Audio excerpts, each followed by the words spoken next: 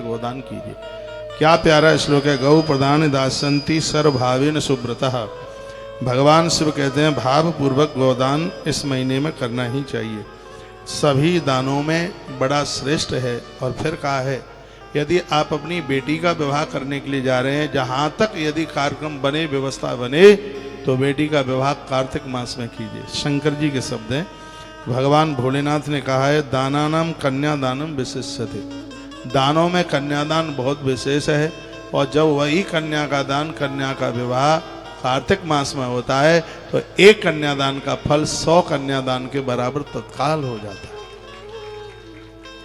मेरे सामने एक ग्रंथ रखा है, इसका नाम है पद्म पुराण, और इसी का सहारा लेकर के एक आध आएगा इस वजह,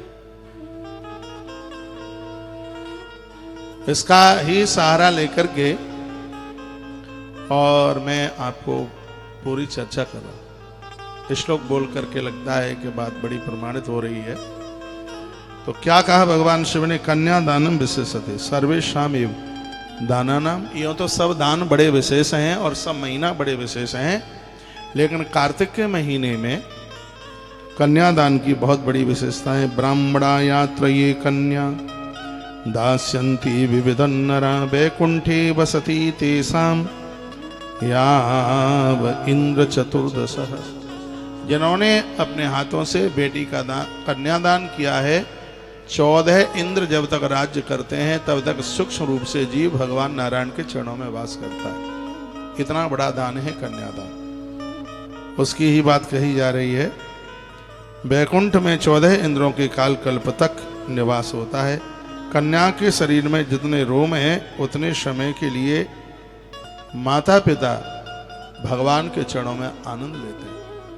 कहा गया कन्यादान और गोदान, इन दानों की बहुत बड़ी महिमा है। भगवान स्वयं अपने मुंह से कह रहे हैं कन्यावर प्रदानस्य सेव विधि स्मृता यावंत चैव रोमाणि कन्याया शतनौ सुतः।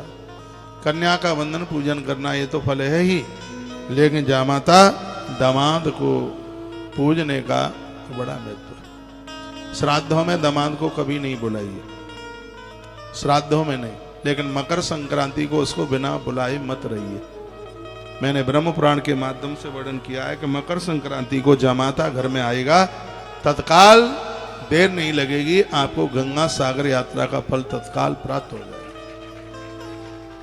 12 संक्रांतियां हैं, उन सब में बड़ी संक्रांति है मकर संक्रांति। श्राद्ध में दामाद आता है, उसे भोजन कराइए, लेकिन श्राद्ध समझ करके नहीं। जमाता को श्राद्ध में भोजन कराने के लिए गरुड़ पुराण में वर्णन है, उसमें बिल्कुल भी ठीक नहीं माना गया। तो आइए और क्या क्या बात कही है, कोई कंफ्यूज मत होइए। मेरी बात को सुन करके मैं वही बोलूंगा और इतना ही बोलूंगा जिसका प्रमाण है। ऐसा नहीं है कि जमाता आप घर आए तो कोई अशुभ हो गया श्राद्ध में, नहीं, ऐसा नहीं है बिल्कुल भी। लेकिन जहां एक श्राद्ध जिमाया जाता है उसमें मत जिमाइए। बेटी का बेटा जीमता है श्राद्ध में, बेटी का बेटा जिसको आप क्या बोलेंगे, देवता बोलेंगे। बहन का बेटा जिसको आप भांजा कहते हैं, ये जिमाया जाता है, जिमा जाता है। जामाता को वैसे भोजन कराइए, लेकिन श्राद्ध वाली पंक्ति में मत बैठाइए। ये मत कहिए कि हमने अपने पिताजी के लिए जीजाजी को भोजन करा दिया, नहीं, उसमें नहीं हो चलता। ये तो मैंने गया जी से भी बोल दिया। और इस व्यासपीठ की कथाएं सुनकर आधे से ज्यादा तो तुम पंडित बन जाओगे। ऐसी थोड़ी, ऐसे सिद्धांत, ऐसी बातें, कहीं कोई कंफ्यूज, कोई गुंजाइश ही नहीं रहती है बिल्कुल। आज मैंने एक वीडियो डाली है नरक चतुर्दशी को लेकर के, जिसमें 14 दिए जलाए जाते हैं यमराज के 14 नाम लेकर के। उसे देखो कैसी उम्र बढ़ती है, कैसी आयु बढ़ती है। नरक जाने से व्यक्ति बच जाता है, इसलिए इसको नरक चतुर्दशी के नाम से जाना जाता है। इसमें भोर में स्नान करके भगवान महादेव की पूजा करके, ब्रह्मा की भी इसमें पूजा, नारायण, तीनों तो देवताओं की पूजा होती है इसमें। और संध्या काल में फिर उसमें 14 दिए जलाए जाते हैं। कहाँ कहाँ धरे जाते हैं जला के, वो सब बता दिया है।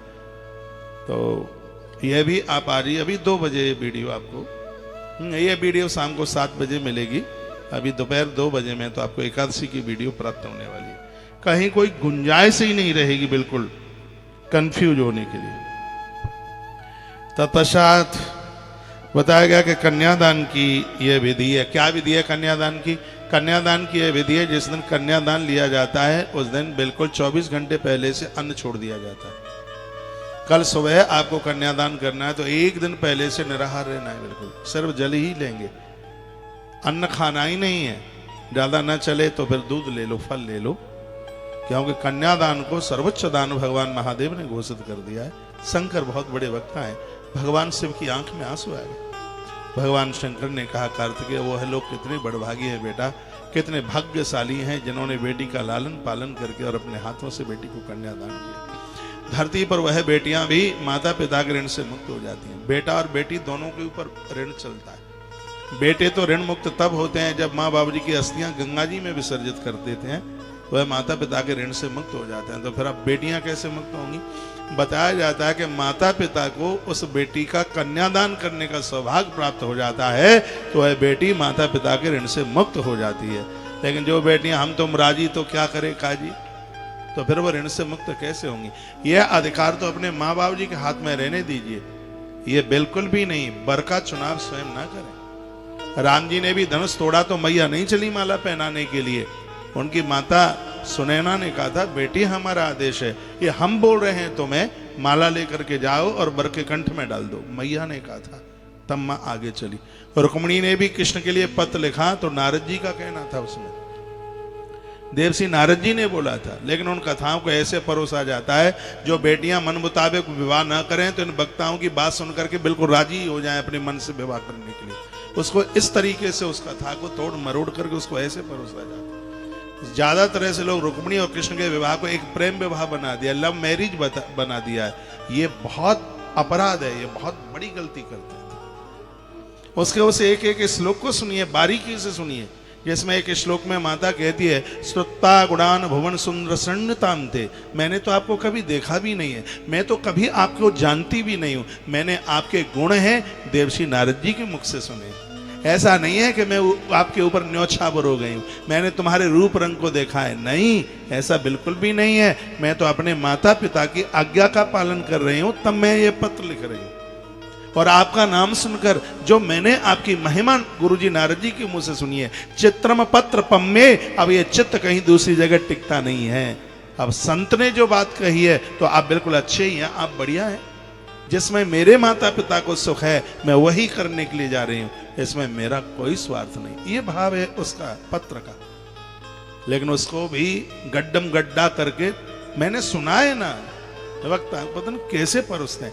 मैं ये नहीं कह रहा कि दुनिया में मैं ही विद्वान रह गया हूं, दुनिया है सब अपने अपने हिसाब से उड़ रहे हैं, मैं भी अपने हिसाब से उड़ रहा हूं। हाँ ये बिल्कुल है, मेरी व्यासपीठ प्रमाण को ही बात करेगी बिल्कुल। तो प्लीज मेरा निवेदन है बहनों को बेटियों को कि यह निर्णय अपने माता पिता के पास ही रहने दीजिए। कोई दिक्कत परेशानी होगी तो तुम पापा को बोल तो दोगी, पापा ये सब तुमने किया है, मेरी तो कोई गलती नहीं। तो क्या सुंदर बात कही है, ये बात मुझे बहुत अच्छी लगी है। मैंने बहुत बार बोला है कि बेटा माता पिता की अस्थियां गंगा जी में प्रभावित कर देता है तो वह माता पिता के ऋण से मुक्त हो जाता है। बेटी कैसे ऋण मुक्त होंगी? जब माता पिता को बेटी का कन्यादान करने का सौभाग्य प्राप्त हो जाए तो बेटियां माँ बाबू जी के ऋण से मुक्त हो जाती हैं। इसलिए इस कन्यादान को बहुत बड़ा दान, माता पिता ने जीवन में जो कष्ट सहे है और उस समय उसको आनंद हो जाता है, धरती का देवता बन जाता है। जिस समय वह कन्या को कन्यादान करता है, बेटी को कन्यादान उसने किया है, उसके लिए इससे बड़ा जीवन में और कोई दिव्य कार्य है ही नहीं है, समझ लो। जिसने अपनी बेटी का लालन पालन करके सामने वाली की कितनी वंश परंपरा को बढ़ाया, इसको बहुत बड़ा दान बताया गया, आनंद कर दिया। तत्पश्चात कह दिया है कि यदि बेटी कहीं सुख में रह रही है, उसके देह में जितने रोए हैं रोम हैं, उतने वर्षों तक ये माता पिता भगवान के दिव्य धाम में ठाकुर जी के चरणों में रहते। इसलिए बेटी को किसी के जोर जबरदस्ती से मन दीजिए कहीं भी। खुद सोचिए, आज का थोड़ा समय परिवर्तित हुआ है, बच्चों को भी पूछिए, बच्चों को पूछिए। पहले पूछा नहीं गया था इसलिए तो परिणाम उसके विपरीत हो रहे हैं। पहले तो बस आंख बंद करके जो है बुआ के जोर से, मौसी के जोर से, फूफा के जोर से बस इन्होंने जोर दिया और संबंध कर दिया, दिक्कतें हुई, परेशानियां हुई। बेटियों ने सोचा कि मेरी माँ इतनी परेशान है, इसलिए परेशान है क्योंकि मेरी मम्मी ने पापा को देखा नहीं था, पापा ने माँ को देखा नहीं, तो बेचारी बड़ी कष्ट में, ये गलती मैं काहे क्यों करूं। ये ऐसा ही तो ये हुआ है। उम्र में अंतर नहीं देखा गया, 12-12 साल का, 15-15 साल उम्र में अंतर, रंग रूप में देखा नहीं गया। एक तो बिल्कुल गोरी है और एक बिल्कुल कोयला होता है जैसा है, बिल्कुल है। कम से कम आसपास रंग रोगन मिलना चाहिए। दरवाजे पर बैठा हो तो लोगों को लगे कि ये फलाने का जामाता आया है, क्या सब कुछ पैसे ही देखोगे, क्या बेटी को सोने के बिस्किट खाने हैं? तो थोड़ा देखा जाए उसमें। ये तो हमारा ग्रंथ भी कहता है, जब आप संबंध कर रहे हैं तो कुछ देखिए उसमें। ये जरूरी नहीं है कि पैसा वाला परिवार 10 गुना हो, सवाया हो।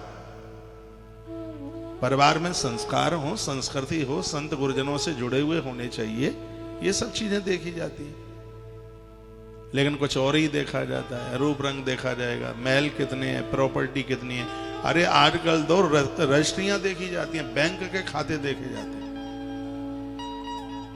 बड़ा मुश्किल सा हो रहा है। लेकिन पहले सदाचार देखा जाता था बस। पहले का समय में बता रहा हूं, गैया भैंस को एक मटका होता था जिसमें खल भिंगाते थे। तो बेटी को घर देखने को जाते थे तो ये बूढ़े लोग उस खल की मटकी को देखते थे, उससे उस घर की उदारता का पता चलता था। ये लोग खाने पीने में कितने उदार हैं। बूढ़े लोग इतने होशियार थे, खल की गागर में से, मटकी में से दाल का दाना निकाल के देख लेते थे कि ये परिवार खाने पीने में कितना उदार है, वो वहां से पता लगा लेते थे। उस समय पुस्तकीय ज्ञान इतना नहीं रहा होगा, लेकिन भेजे का ज्ञान बड़ा अद्भुत था। आज पुस्तक का ज्ञान है, लेकिन और ये ज्ञान है जिसको लौकिक ज्ञान कहते हैं, वो आसपास भी नहीं रहा है। तो बेटी का आप कहीं संबंध कर रहे हैं, पद्म पुराण की कथा है, तो उसमें किसी के दबाव में आकर के बिल्कुल भी नहीं, क्योंकि बेटी को पूरा जीवन वहां पर रहना, उस घर में रहना, जो कि जीवन का सबसे कठिन